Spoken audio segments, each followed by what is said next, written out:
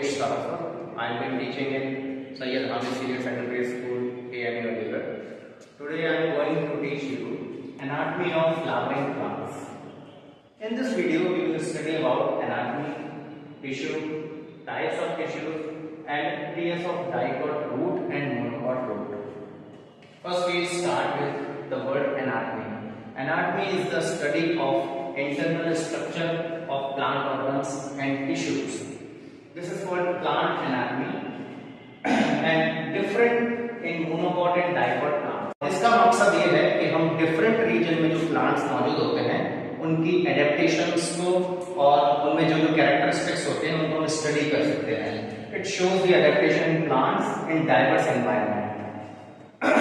तो उसके लिए हमें प्लांट में जो टिश्यूज होते हैं उनको स्टडी करना जरूरी है. टिश्यू क्या होता है? Tissue is a group of cells that have the origin, that have the common origin and function. और फंक्शन और ओरिजिन के हिसाब से इनको हमने डिवाइड किया हुआ है. Epidermal tissue, fundamental and ground tissue and vascular और कंडक्टिव टिश्यूज. एपिडर्मल टिश्यूज के बारे में बात करें तो ये प्लांट की आउटर मोस्ट लेयर होती है जो कि सिंगल सेल की होती है और सेल्स के बीच में इंटरसेलुलर स्पेस नहीं होता है, जिसकी वजह से कोई भी पैरासिटिक फंजाई या बैक्टीरिया प्लांट में एंटर नहीं कर सकता और किसी तरह का कोई इंफेक्शन या डिजीज कॉज नहीं कर सकता.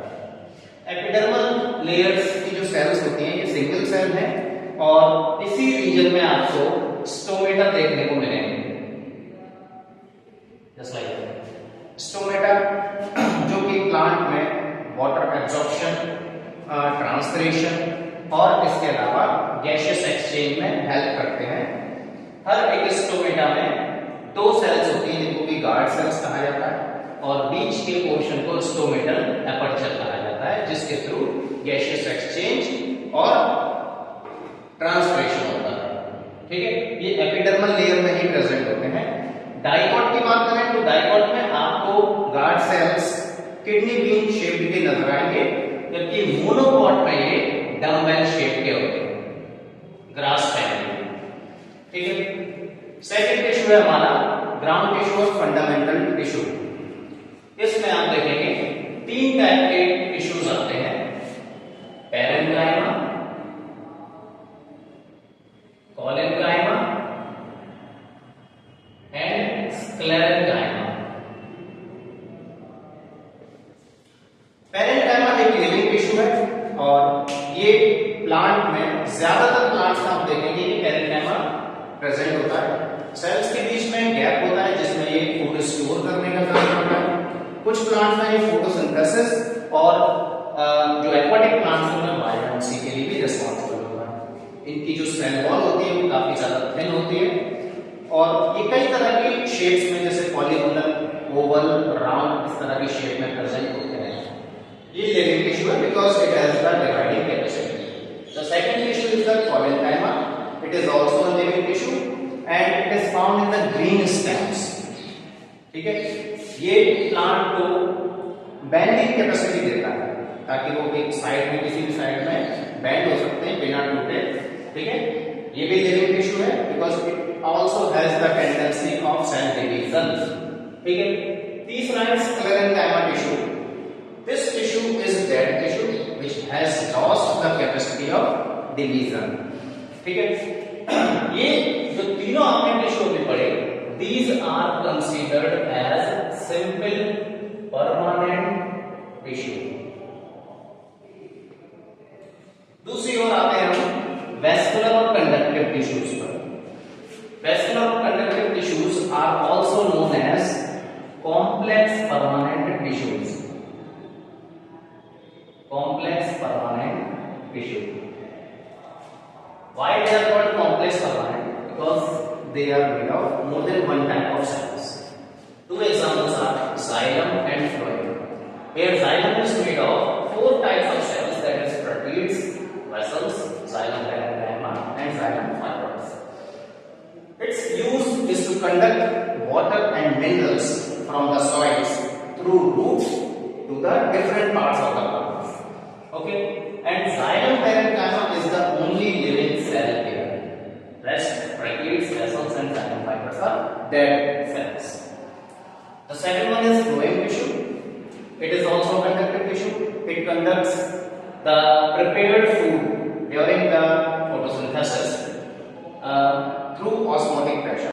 Components are seed tubes, companion cells, phloem parenchyma. Remember one thing, except phloem fibers, all the cells are living. ये डेड होते हैं, ठीक है? फंक्शन है फूड को ट्रांसपोर्ट करना। फ्लोएम इज बाई डायरेक्शनल, ये दोनों डायरेक्शन में काम करता है, upward and downwards, while xylem is the unidirectional from root system to the shoot system. अब ये जाइलम और फ्लोएम जब दोनों एक साथ कंसीडर किए जाते हैं उसको कहा जाता है वेस्कुलर बंडल। वेस्कुलर बंडल का अरेंजमेंट देखते हैं। पहला रेडियल टाइप, जिसमें आप देखेंगे कि एक रेडियस पर एक ही वेस्कुलर टिश्यू प्रेजेंट होगा, जैसे कि फ्लोएम इस रेडियस पर फ्लोएम है, अगले रेडियस पर जाइलम है, फिर इस रेडियस पर फ्लोएम है, देन जाइलम। तो रेडियल वेस्कुलर अरेंजमेंट इस टाइप का होता है जिसमें एक रेडियस पर एक ही वेस्कुलर बंडल प्रेजेंट होता है। Next one is conjoint vascular bundle. Conjoint vascular bundle में एक ही रेडियस पर जाइलम और फ्लोएम दोनों अटैच्ड फॉर्म में होंगे और इस टाइप से होंगे। कोलैटरल टाइप में देखेंगे आप कि फ्लोएम जो है वो पेरिफेरल रीजन की तरफ होगा और जाइलम जो है वो सेंटर की ओर होगा, ठीक है? इसमें भी आप दो टाइप देखेंगे, एक ओपन और एक क्लोज।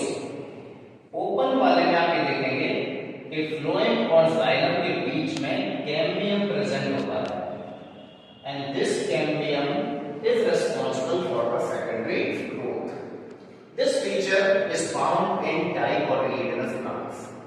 Closed वाले में आप देखेंगे cambium is absent, so there is no secondary growth found in monocots. Second type है bicollateral, जिसमें जाइलम दोनों तरफ से फ्लोएम से घिरा हुआ है, पेरिफेरल रीजन में भी और सेंट्रल रीजन में भी। अब इस कॉन्सेप्ट का यूज करके हम आगे डाइकॉट और मोनोकॉट ग्रुप का ट्रांसफर सेक्शन स्टडी करेंगे। तो स्टूडेंट्स, प्लांट की एनाटॉमी को स्टडी करने के लिए ट्रांसफर सेक्शन एक तरीका है। ट्रांसफर सेक्शन से हम इजीली टिश्यूज को स्टडी कर सकते हैं।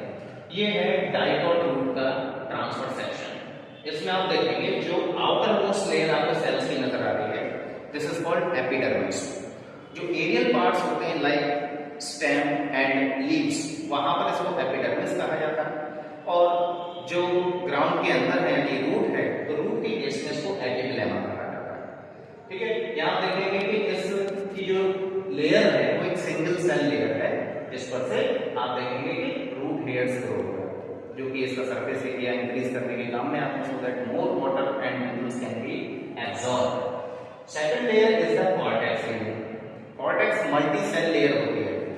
आप ये देखिएगा कि एपिब्लेमा एक सिंगल सेल लेयर है, जबकि कॉर्टेक्स एक मल्टी सेल लेयर है, पेरेन्काइमेटस सेल्स से बनी हुई होती है। ये दीज आर द पेरेन्काइमेटस सेल्स, और बीच में आपको इंटरसेलुलर स्पेस भी नजर आ रहा है जहां पर वो फूड को स्टोर करता है। And the internal layer of cortex is the endodermis. इसकी सेल्स आप देखेंगे बैरल शेप है और यहाँ पर एक टेंजेंशियल और सेंट्रल पोर्शन होता है, वहां पर कैस्पेरियन स्ट्राइप्स प्रेजेंट होती है, यानी कि वैक्सी कोटिंग होती है, ठीक है?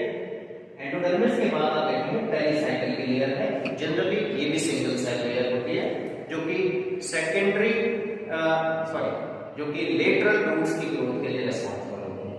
उसके बाद आप पूरा रीजन देखेंगे, ये वेस्कुलर बंडल का रीजन है और यहाँ पर रेडियल, कोलैटरल, कॉन्जॉइंट टाइप का वेस्कुलर बंडल प्रेजेंट है। एक रेडियस पर जाइलम, दूसरे रेडियस पर फ्लोएम। ये जो ग्रीन कलर का आपको नजर आ रहा है ये फ्लोएम है और ये व्हाइट कलर की आपको नजर आ रहा है ये जाइलम है, ठीक है? पेरिफेरल रीजन में प्रोटोजाइलम और सेंट्रल की तरफ मेटाजाइलम। प्रोटोजाइलम पहले फॉर्म होता है, मेटाजाइलम बाद में फॉर्म होता है। यहाँ आप देखेंगे कि 2 से लेकर 4 आपको रेडियस नजर आएंगी जाइलम की।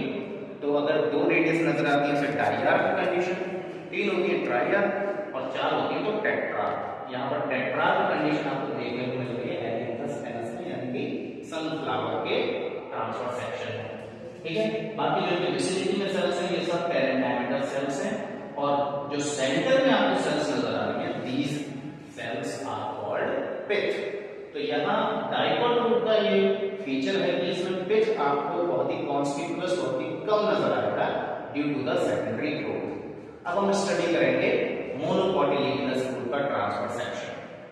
This is the transfer section of monocotyledonous root. Similar है काफी हद तक, बस कुछ डिफरेंसेस हैं। जैसे कि आउटरमोस्ट लेयर यहां पर भी एपिग्लेमा है, लेकिन रूट हेयर्स उसके कंपैरिजन में थोड़े से कम होंगे।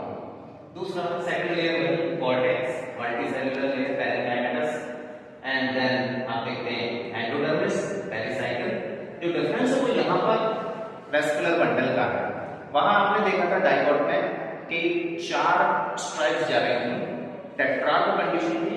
यहाँ पर मोर देन 6 होगा, 7 भी हो सकता है, 8 भी हो सकता है। ये जो आप देख रहे हैं 1 2 3 4 जस्ट लाइक दैट।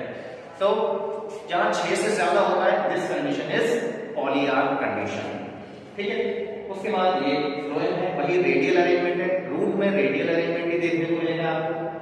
जो डिफरेंस है वो है पिच का, क्योंकि यहाँ पर जो वेस्कुलर बंडल है वो क्लोज्ड टाइप है, जैसा कि आपको बताया था, इसमें कैम्बियम नहीं होता, so it does not support the secondary growth. तो पिच का रीजन यहाँ पर ज्यादा बड़ा है in comparison to the dicotyledonous root. So this is the transfer section of monocotyledonous